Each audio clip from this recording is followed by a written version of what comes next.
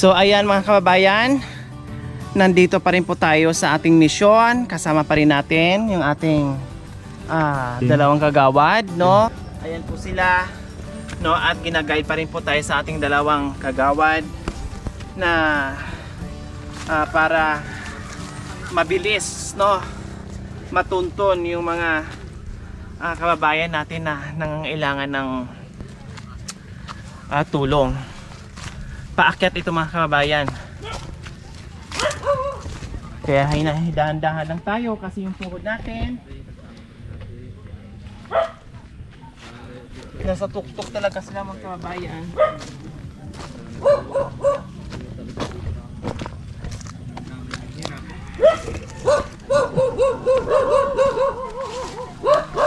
Hello!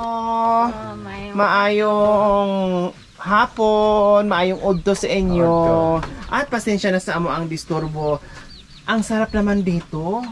Nandito talaga kayo sa itaas ng bundok at napakasarap ng hangin dito. No, parang naka-aircon na rin kayo. Anong pangalan ni nanay? Lolita. Wow! Lolita, ang bisita niyo ay si Lorita. Si tatay, anong pangalan? Rizaldo. Rizaldo. Angga niya Sandy. Sandy, si Tatay Sandy. O ilang taon na si Tatay Sandy? Sobra 60. Sobra 60. 66. Wala pa Kumusta? Kumusta? Nganong naunsa man ta? Kumusta? Kumusta? Anong nangyari sa'yo, Tatay Sandy? Batyag na ko, doter man ang mga tuhod Mga tuhod? Oo. Na-paralyze ba kayo? Wala. Ano man? Paraites ba? Mulakat ka, kung sakit ng imong tuhod. Tapos di na ka makatindog. Makatindog man. Makatindog, Oo. dili na ka obra. Obra po ginagmay. Tagyot tayo og maayo na. Madula-dula man Matagal mo Oo. nang iniinda yan na. Madala ra ba? Madala lang. Kay sa pikado, Oo. bisag na ay sakit, trabaho Japon. Naaman ta di sa umagot. Kumusta ang buhay-buhay? Kumusta ang kinabuhi Tatay Sandy na pila ang anak? Walon ta nila kabok niya, binas mong isa. Pito ang pito. anak. Oo. Na sakop lahat. Na sila tanan. Ang sakop wala dre. Ang Minyo sakop na. nako kuan pa man ni adire nga minyo ng uban. O pila na ang nabilin? Duha. Tatlo ang Tatlo way ni. pa ma Duha kuan. nga niya ikatulo ni ako ang apo. Ngari pug angkon ako ang anak. Yan nga diring. Kumusta nagpuya Tatay akong mga Sandy? Ang kinabuhi sa matag adlaw nga may sakit ka. No, siyempre padi di pamilya kinahanglan na kilos jud para may pagkaon ang pamilya. Tapos naapa imong gibatsyag nya talag sara ka makaobra. Kumusta ang ato ang matag adlaw na pangabuhi? Makakaon po sa kadlaw katulo. Umahaw pa punyod to panyapon. Bisag ginagmay na Bisag agyod. ginagmay lang basta na. Unya Mga halimbawa Tatay Sandy kalaroton. kung di gudjud ka makaobra kinsa may muobra unsa man ang pagpapangita? Niyan po ako mga bata nga sultiro naman po ni. Tabang po So sila. nakalawian po nga na Oo. ang mga bata dili tamad, dili Oo. tamaran na Kay ginalam po niyo. tabang sa inyo tulong sa inyo sa buhay-buhay. Nga tanaw man sa pod nga pigado pod. Ilang eskwela sila, di man sila eskwela po todo. Pros po na mga laki, abe. Nya, labanan lang, tanaw lang, pigado ito. Tabang plag ubra. Ano nakahilak man ka? Okay, halin pa manggit sa gamay pa ko. Ang akong nagian, pagian po na ako sa kong mga bata. 4 anyos pa ko yan, nawa na ko'y amahan. Dugay na. Wa na, Bata amahan niya, pa. 4 anyos pa ko, wa na ko'y amahan niya. Patay na akong amahan. Nya akong inikanan, ako lang iloy ga buhi sa mga. Agian ako god. Hindi ba ko makatulog kung luha kay agian mo ya. Nangka nga kahoy. Muna kay pamahaw, panyapon. O agwanta nimo nga wa na ko'y ginikanan, wa na ko'y ginikanan. Akong inubrahan sa Sinda ya, nagubra ko sa Sinda, mura nagpabunyag sa kuwa. 12 anyos nagulong imbis bunyagan. Ayan po mga kababayan, no? Nandito tayo kay Nanay Lolita at kay Tatay Sandy, no? Base sa sinasabi niya sa Tagalog pa, no? Ang gusto sana niya kahit gaano sana kahirap na yung pinagdaanan niya ngayon, pinipilit niya magtrabaho At kahit sobrang sakit yung naramdaman niya sa tuhod niya, pero pinipilit niya para makapag-aral yung mga anak niya. Ang problema lang, ayaw naman din mag-aral. Kasi gusto ni tatay, yung hirap daw na 4 years old pa lang siya na hirap sa buhay na naranasan niya, ayaw sana niyang iparanas sa mga anak niya dahil ramdam na niya kung gaano kahirap yung buhay mahirap. Kaya lang, mga kababayan, talagang ganon. Buti na lang kahit papaano si Tatay Sandy malakas ang loob, positibo sa buhay, no? At sabi nga niya, mga kababayan, gusto ko sila makapag-aral, makapagtapos dahil wala akong ipamana. Yun lang ang tangi kong maipamanas kanila ay yung edukasyon para kahit papaano hindi lang maranasan yung naranasan ko. Yun yung tugon sa mensahe ni Tatay kanina. Ano pangalan mo, gang?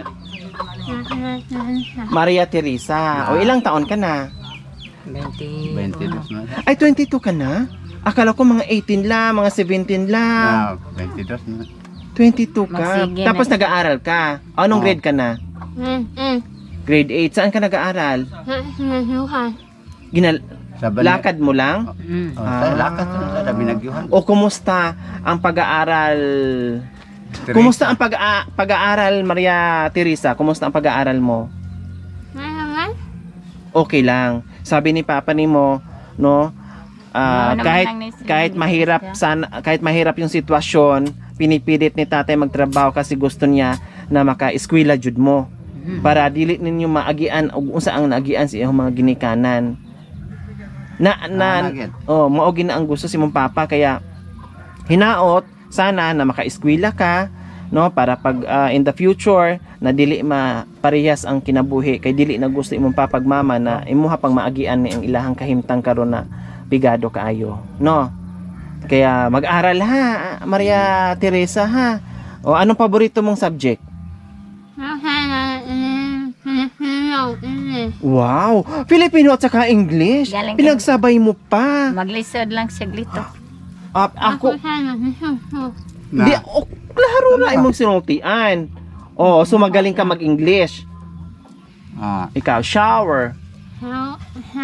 Oh, okay naman para fresh. Oh, stress. Oh, okay naman yung Wala iyahang kuan usahay nga. Nya. Magkuan. Dire wala sila klase. helicopter. Oh, napalitan lang yung ibang litra, pero maklaro ra, no? Maintindihan mo pa rin. Walang problema. Hindi yan sagabal sa pag-aaral mo, 'di ba? Pero kung hindi ka mag-aral, magiging sagabal mo yung buhay-buhay na yung Kaya di man sa kamaw mo. hirap na sitwasyon, 'di ba? Mag-aral na mag-aral, may mararating ka. At sana isa sa mga anak ni Tatay, matupad yung pangarap niya na kahit papaano may makapag-aral. Kasi gusto ni Tatay, sabi niya, kahit mahirap ang buhay, gusto niya makapag-aral kayo tanan. Kasi ayaw niya maagian, no, ang kahimtang na ingani. No, Maria Teresa, no. Asa kagikan karon kanina? Nakuha sa Saan ka galing? Sa Cabaw. Cabaw. Anong ginawa mo doon sa Cabaw? Ha? Di ba ki- Gikuha galing sa ano? sa Sapa. May sapa dira? Ara no sa bus. Pa. Gusto po kumulubog. Kay Cabaw mo ko sa una. Nadelog nga ng diragang? Gusto mang tama, maadto ko dito ron kay maligo ko. Obra ka. O nya karo og naa kay obra, unsa man ay imuhang. Og naa na kay kwarta, asa man nimo ibutang mong mga kwarta kay naa na kay inobrahan. Ay imuhang itabang sa imuhang mga ginikanan. Nganong mutabang man kanila? Magdaro man, gadaro man sagot. Ang kabaw. Gadaro ka?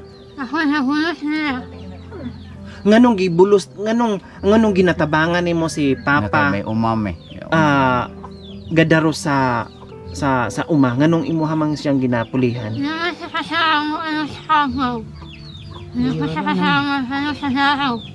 Inya kay mudaro.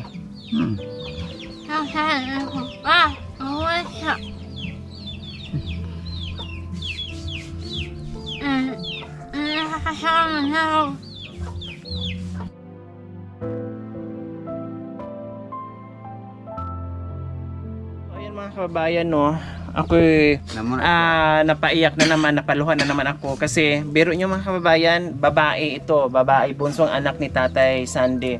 Pero dahil sa nakita niyang sitwasyon na talagang kailangan ng tatay niya yung tulong, no? Yung kaagapay doon sa trabaho para sa pagkain na araw-araw. Nandiyan siya. Hindi niya ininda yung pagiging babae niya. No, hindi na ininda yung pag-aaral niya, yung kahirapan. Nandiyan siya kaagad to the rescue sa tatay niya kasi nakita niya na hindi kaya. So doon pa lang naantig ako, sobra akong na-touch kasi bibihira lang po mga kababayan sa mga kababaihan na gumagawa, lalong-lalo na pagdating sa farm, yung pag-aararo. Bihirang-bihira kasi trabahong panlalaki po yung mga kababayan at hindi basta-bastang trabaho yun mga kababayan. Napakahirap yun. Kasi, di ba tatay, napakahirap mag-araro kasi mabigat po yun. Kasi sa edad ni Annalisa at babae pa, mahirap po yun para sa kanya. Pero ganun pa man, nakitaan natin na talaga yung determinasyon ni Maria Teresa na nandoon, malamang malayo ang mararating. Okay? Sige. Napakagandang pamilya kahit gaano kahirap yung buhay pero nandoon yung tandem, no? Nandoon yung tandem nila. Nagtutulungan, no? Nagtutulungan at positibo sa buhay, lumaban, no? Na hindi nagpapatinag kung ano man ang problema na daanan nila ngayon. Meron kaming munting surprise sa inyo. Basta go lang, Maria Teresa, ha? Okay. Okay, mga Rohelios, pasok!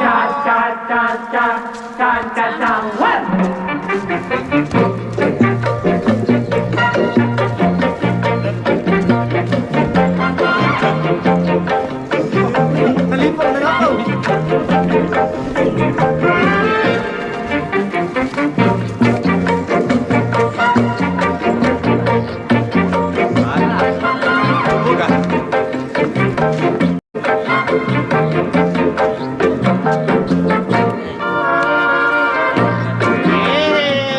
Salamat, basta taga Bukid, Bansay Mobile eh.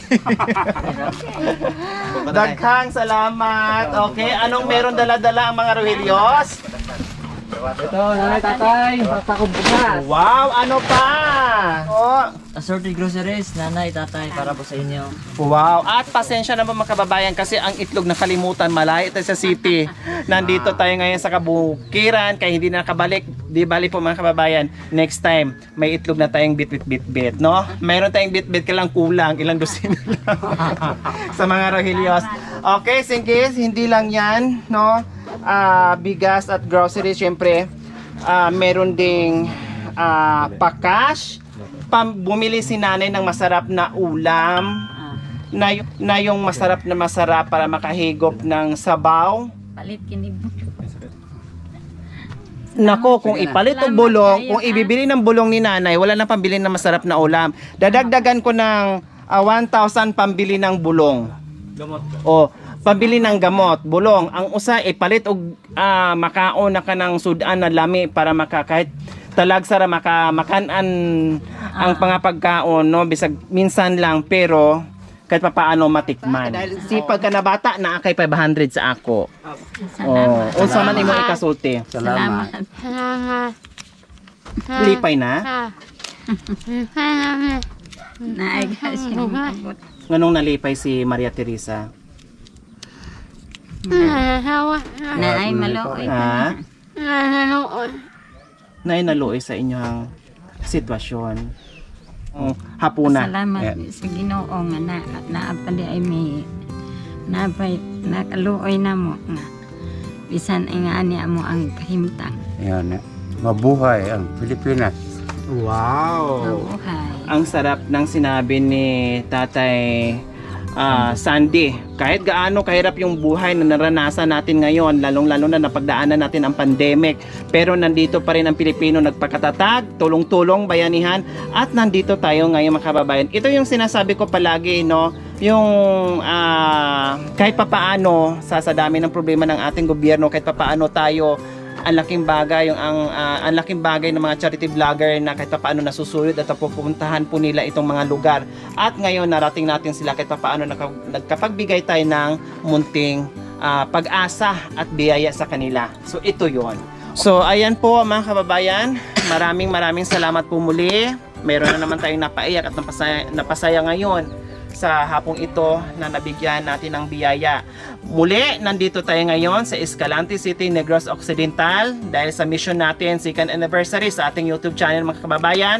Maraming salamat po. At dito mismo sa barangay ko kung saan mismo dito ako pinanganak, lumaki, no, na grade school, no, and then bago nakalipat ng city at napunta ng Maynila. Ito yon ang kahilingan ng mga kababayan natin na taga Negros, mga Bisaya na sana o hinaot na makatabang punta diri sa ato ang mga kababayan. Of course, yes na yes po yon. Big na yes po yon, at nandito na tayo at nag-uumpisa na tayo kasama ang ating mga sponsors, subscribers, followers, YouTube members, viewers, commentator, sa lahat po na nagmahal sa aking channel at sa lahat po ng nagbigay ng tiwala sa akin na pinagkaloob nyo po sa akin at sa ating Panginoong Diyos.